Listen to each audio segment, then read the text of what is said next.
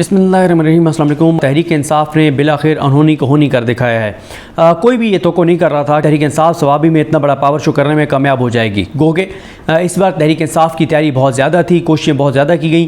MNAs MPAs ticket holders को active किया गया और इमरान खान की जानिब से वाज़ेह पैगाम था कि अब भी जो MNA MPA ticket holder active ना हो, आवाम को ना निकाले, लोगों को ना निकाले, उसको पार्टी से फारिग कर दें। इस बात को छोड़ दें कि हमारी असम्बली में सीटें कम हो जाएंगी। अब जो है वो ज़ीरो टॉलरेंस की पॉलिसी पे जाएँ और बहुत हो गया और अब ऐसे नहीं चल सकता जिस तरह से MNAs MPAs और टिकट होल्डर्स मामला चला रहे हैं।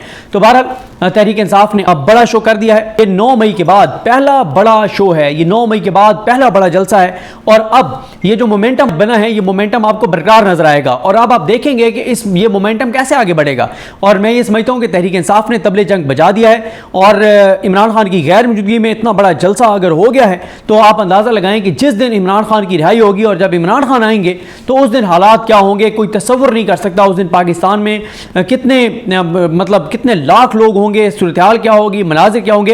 अगर आज हालात ये हैं कि जैसे इमरान रियाज खान साहब ने बताया कि 20 किलोमीटर उनको चल के जाना पड़ा और इमरान रियाज खान साहब ने बताया जो वहाँ पर मौजूद थे कि 70% लोग जलसा गाह नहीं पहुँच सके। वहाँ पे ज़ाहिर है एक ही रोड मेन जाता है और गाड़ियाँ कितनी एक वहाँ पे जा सकती थी और जितने लोग जलसे में पहुँचे हैं उससे 2 गुना ज़्यादा लोग जो हैं वो जलसा गाह से बाहर थे। अगर इतनी बड़ी तादाद आज थी तो फिर आप अंदाज़ा लगाएं जब इमरान खान होंगे तो उस वक्त हालात क्या होंगे। कई किलोमीटर तक गाड़ियों की लाइनें थी। हमारे बहुत से दोस्त कवरेज के लिए गए हुए थे, कुछ अटेंड करने गए हुए थे और जिससे भी बात हुई उन्होंने कहा कि कई किलोमीटर तक लंबी लाइनें थी और जलसा गाह में जितने लोग पहुँचे हैं उससे 2 गुना ज़्यादा लोग जो हैं वो जलसा गाह पहुँचे बगैर वापस लौट गए हैं। मोमेंटम बन गया है और जो अब से खौफनाक खबर है मुस्लिम लीग नून के लिए और शरीफ खानदान के लिए वो ये है कि आम आदमी शरीक होने लग गए हैं। पहले PTI के वर्कर जाते थे, PTI के कारकुन जाते थे, अब आम आदमी को इस बात की रियलाइजेशन हो गई है, एहसास हो गया है कि तहरीक इंसाफ निकले, जमात इस्लामी निकले, इनका साथ दो। अगर इस हुकूमत ने मजीद अगर ये हुकूमत चलती रही तो आज तो अभी तो लोग इंफरादी तौर पर खुदकुशियाँ कर रहे हैं, भाई के खुदा न खास्ता अल्लाह ताला माफ़ करे गले काट रहा है। फिर वो वक्त आएगा जब लोग इज्तिमाई खुदकुशियाँ करेंगे, पूरे घर के लोग इकट्ठे खुदकुशियाँ करेंगे। इस तरफ उस तरफ ये हुकूमत हालात लेकर जा रही है। मुझे बताएं कि 8 फरवरी को इनको मुसल्लत किया गया, 8 फरवरी के बाद 9 फरवरी हुआ, सानिया 9 मई नहीं, सानिया 9 फरवरी, सानिया 9 फरवरी हुआ मुल्क के साथ, इनको इस मुल्क पे मुसल्लत किया गया। मुझे बताएं कि 8 फरवरी से लेके आज 5 अगस्त है, फरवरी, मार्च, अप्रैल, मई, जून, जुलाई, अगस्त, 7 माह में मुझे पाकिस्तान के लिए कोई एक खैर की खबर बताएं, कोई एक अच्छी खबर बताएं, कोई बताएं, कोई इन्वेस्टमेंट आई हो, कोई इंडस्ट्री चली हो, कोई खैर की खबर हो, कई लोगों को सुख का सांस आया हो, कोई एक खैर की खबर बताएं।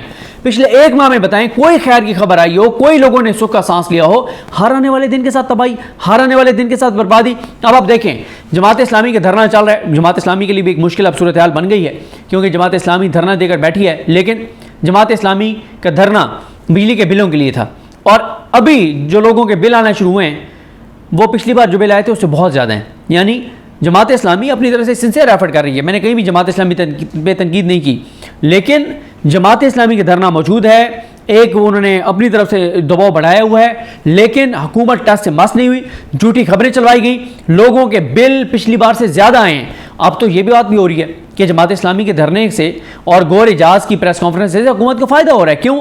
लोगों का कैथारसिस हो रहा है, लोगों को लगता है कि यार चलें, कोई तो है वहाँ पे एहतजाज कर रहा है, हमारी आवाज़ बना हुआ है और शायद कोई बेहतरी आए। कोई बेहतरी नहीं आनी, कोई लोगों को रिलीफ नहीं मिलना। जब तक ये हुकूमत रहेगी कोई 1 रुपए का भी, 1 पैसे का भी किसी को कोई रिलीफ नहीं मिलेगा।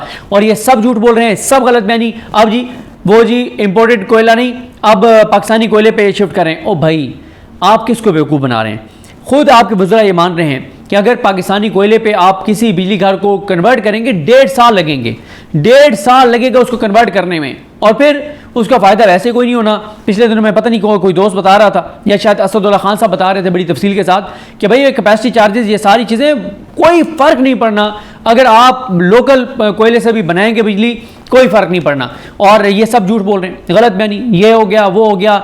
ना सऊदी अरब से कुछ आया, ना कतर से कुछ आया, ना UAE से कुछ आया, ना चाइना से कुछ आया, दुनिया में से कहीं से 1 रुपए की इन्वेस्टमेंट नहीं आई। मुझे बताएं, मेरा आपसे सवाल है, अगर मैंने मिस किया है तो चलें मुझे बता दें, कमेंट कर दीजिएगा ताकि मैं अपनी तस्दीक कर लूँ। 8 फरवरी के बाद आपने कोई खबर देखी है कि दुनिया के किसी मुल्क से कोई इन्वेस्टमेंट आई है? कोई एक अगर खबर मिली है तो मुझे बताएं।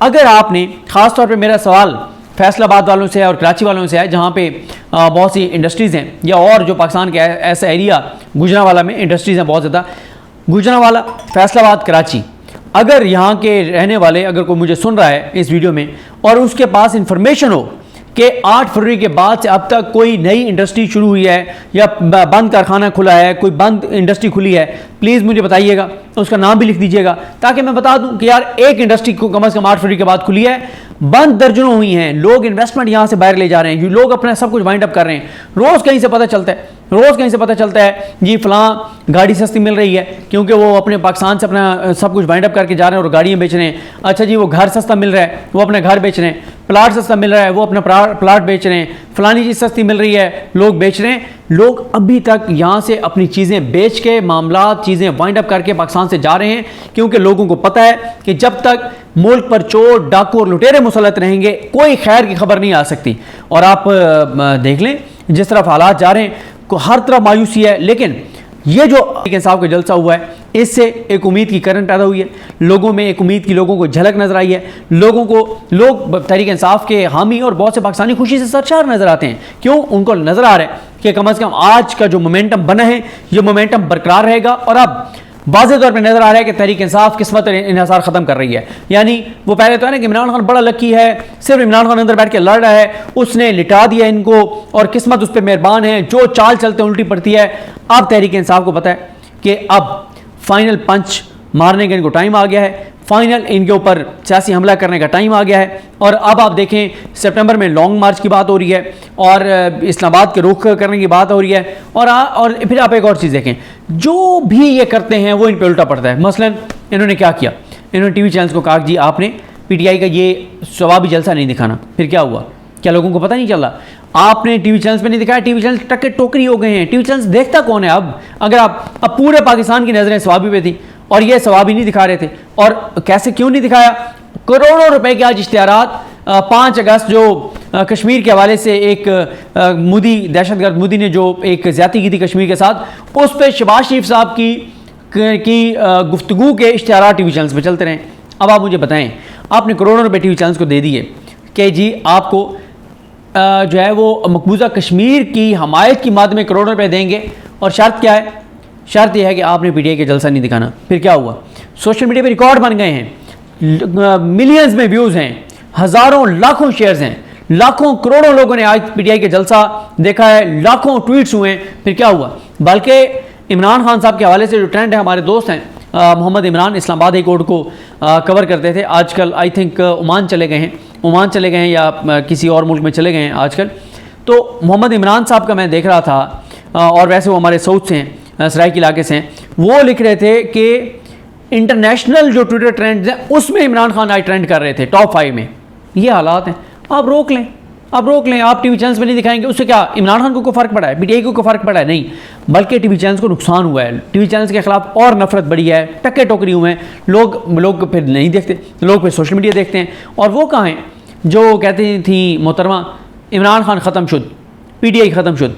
देख लिया आज ख़त्म शुद, आज देख लिया जलसा मियाँ साहब के साथ, पूरा निज़ाम मियाँ साहब के साथ, पूरा मीडिया मियाँ साहब के साथ, तमाम इदारे मियाँ साहब के साथ, काजी फायसा साहब मियाँ साहब के साथ, पैसा सारा मियाँ साहब के पास, पंजाब में बेटी की हुकूमत, वफाक में भाई की हुकूमत। करें ना मियाँ साहब एक जलसा, कर लें, सारे सरकारी वसाइल लगा लें, करें ना कहीं पे जलसा, कहीं तो जाएं, कुछ तो करें, सिवाय वो तंदूरों के अलावा कहीं नज़र ही नहीं आते। देखें आज जो पीटीआई को ख़त्म शुद्ध करना चाहते थे, जो ये समझते थे कि अब पीटीआई मोमेंटम नहीं पकड़ सकेगी, जलसे नहीं कर सकेगी, उनके अरमान आज खाक में मिल गए हैं। और पीटीआई ने बड़ा पावर शो किया है, कामयाब पावर शो किया है, लाखों लोग थे और जितने लोग थे उससे डबल लोग जो हैं वो जलसागाह पहुंच नहीं सके। जो उसमें स्पीचेस हुई हैं उन पे हम बाद में बात करेंगे, लेकिन ओवरऑल पीटीआई एक कामयाब जलसा करने में कामयाब हो गई है और इसका बड़ा फ़र्क पड़ेगा। अब जब पंजाब में जलसा रखेंगे, वो इस्लामाबाद में रखेंगे, बहुत फ़र्क पड़ेगा। और आज जो तैयारी करके बैठे थे कि पीटीआई के जलसे को नाकाम करार देंगे, ऐसे विजुअल्स आए हैं, ऐसे वीडियोज़ आई हैं, ऐसी तस्वीर आई हैं, और फिर जोश व खरोश बहुत ज़्यादा है। देखें फ़र्क है पीटीआई के जलसों में, नून लीग के जलसों में तनख्वाहदार मजदूर ले जाए जाते हैं और ज़बरदस्ती पकड़ धकड़ लोगों को ले जाया जाता है, बेचारों को पता ही नहीं होता।